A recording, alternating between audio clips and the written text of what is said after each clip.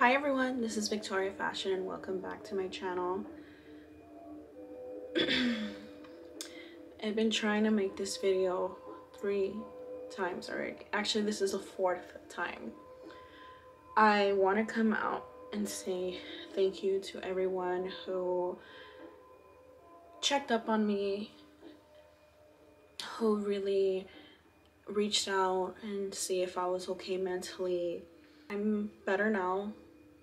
I still feel very homesick. So I'm trying to get over this hunch, but I'm trying to do my best to stay grounded, because now when I made that video, it was on Saturday, and the next day I ended up getting a call from my temporary position and they let me go.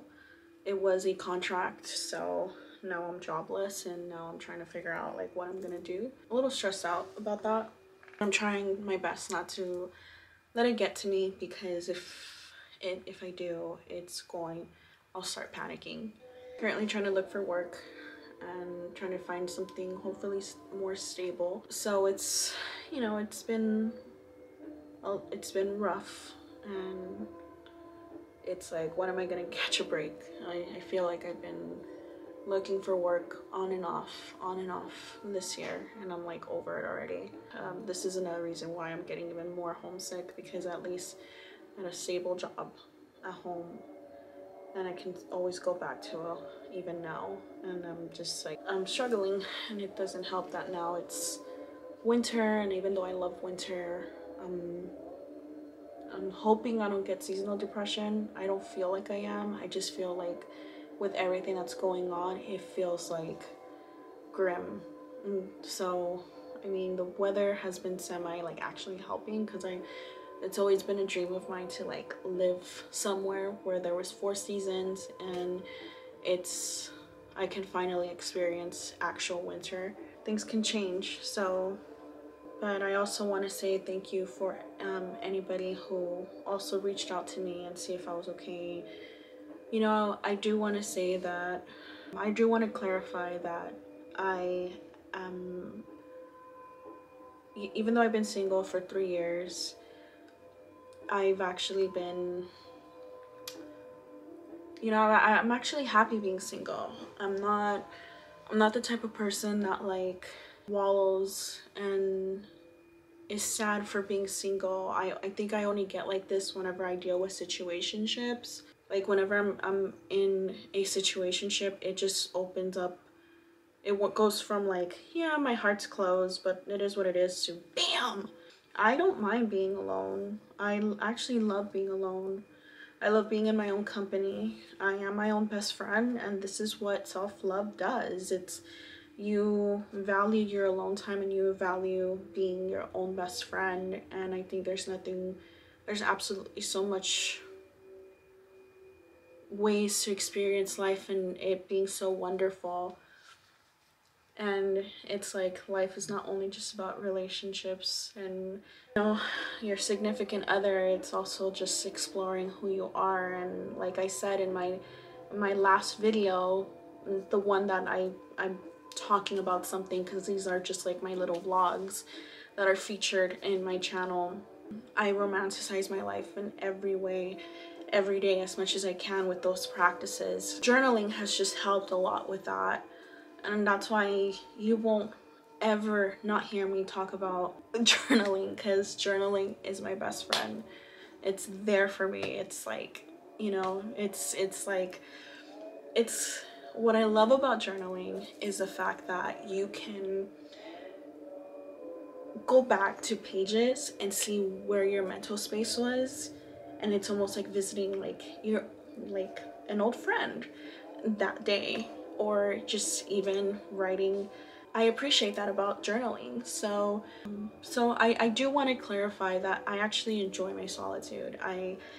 I even said it, if I'm alone and if I end up being alone, as much as I would love to be in a monogamous relationship and a wonderful partnership and something that is very true and true love, I'm a big believer in true love, so I can't help it. I you know, then it will happen. If it doesn't, it doesn't. And I'm okay with that, because I know my worth, and especially now, I know the value I can bring to the table. And unfortunately, there's a lot of men who still need to grow up, and I just hate that I attract narcissists. That's one thing I just hate. I hate that I attract narcissistic men, and I hate that. So, you know, the next time something like this happens, I'm gonna be a lot more careful in the beginning stages, like especially in the first interaction, because I'm gonna be 32 in 2 months, and I don't need to be dealing with this anymore. Like, I don't know how men can have, boys, like, I don't know how you guys can have the capacity to waste somebody's time. Like, I just don't get it, you know? Like, so, you know, that's my take on that. So I do want to clarify that. Right now I'm learning a lot about myself, and I'm trying to be. Last night I was listening to Sylvia Plath, and I actually have this on loop because this song actually relaxes me a lot. And last night I fell asleep to it after I stopped talking, after I hung up the phone with my friend, and it was 3 o'clock in the morning, and I was writing on my journal, and it was nice, you know. Like I said, I implement those practices. I listen to music. I love to read. I love to write. You know, and I also discovered that, like, apparently Gen Alpha, they don't know how to read.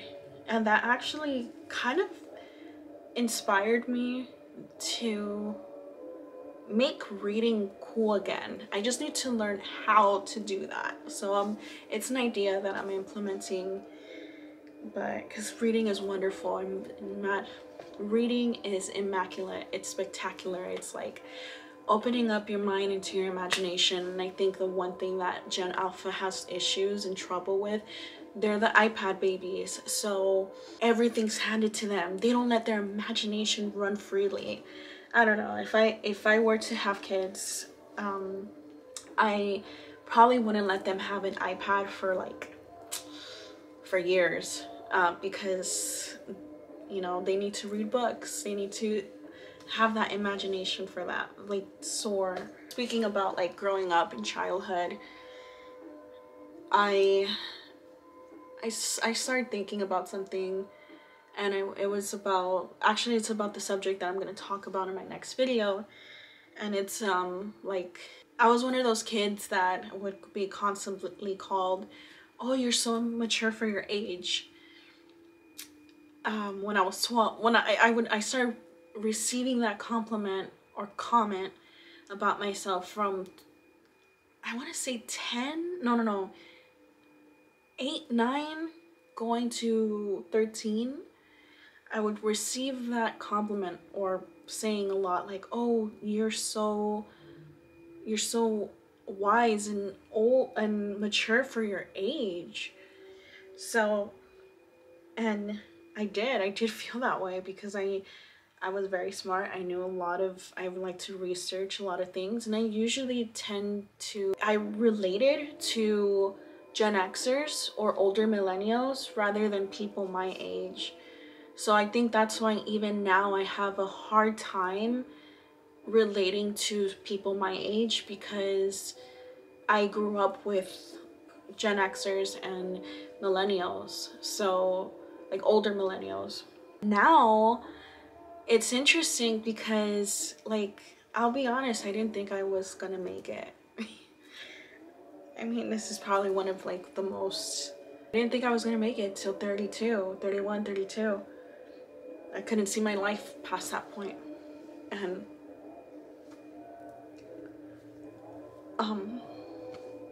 and now I just feel like it's not that I don't know what to do with myself, but it's like I just want to revert back to my childhood.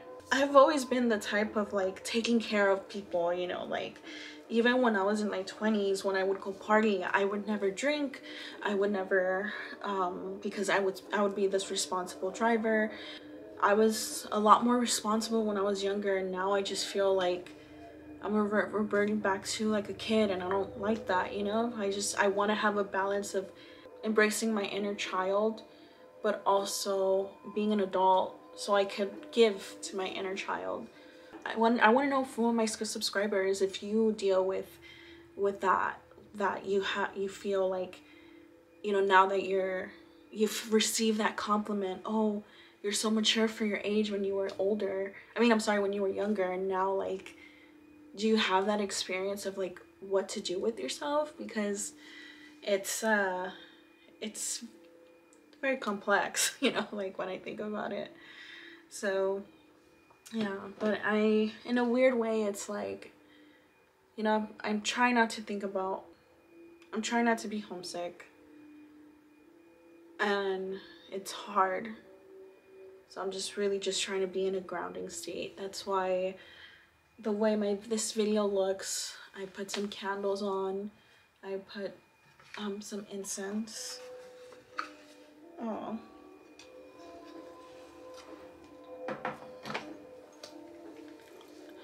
And I didn't have a ring light because I just wanted to have an ambiance, and this is the ambiance I like, is low lighting, calm, and just listening to music in the background. I feel like that's when I'm the most grounded, is when I'm in this vibrational state. And I like to constantly bring that in my room. So yeah, that's what's been going on. Also, have you seen the new trailer for House of the Dragon? Did you also hear the news about George R.R. Martin almost finishing up Winds of Winter? Oh my god, I saw that, I was like, yes, yes, and I was flabbergasted. I was like hell yeah. So as soon as Winds of Winter gets released, I am buying that. I don't want nobody talking to me. I just want to read it. Actually, this actually gives me time to read the entire series, because I read the entire series. I still need to read Fire and Blood though, so I'm in the process of that, and I just love Game of Thrones. I love the world of Game of Thrones, even though it's a very harsh world, but you know, I love Targaryens. I actually still want to get my Targaryen tattooed, the symbol, on my leg. I want to get the three-headed dragon symbol on my leg. I'm gonna say, whatever war crimes Rhaenyra commits, I will stand by my queen. There's no way that I cannot not stand by my queen. Yes. And I love Daemon Targaryen. He's a morally great character, and I know he's like, you know, that he does that is fucked up, but I just absolutely adore how he like protects Rhaenyra. That's just hot, you know, like, and how don't get me started. I'm already getting like flushed. I'm getting flustered. Oh my god, just for I'm like one of those girls who like falls in love more. I fall in love quick with a fictional character than an actual person, because it takes me a long time to fall in love with an actual person. I can have feelings, but that doesn't mean that it's love, you know? It's just feelings. And I also found out Matt Smith is a Scorpio. So, you know, I'm an Aquarius. And even though I am an air sign, I am a fixed air sign. And I am also I'm a Scorpio rising. So I love Scorpios. Like, even though my exes were Scorpios, I still love that. I still value their energy, because they're very intense. They're very passionate people. I have a lot of Scorpio friends as well, and I just like the mystery, even though their mystery is like, a lot of it has to do with trauma, and it has to do with like overcoming their trauma, depending on the Scorpio.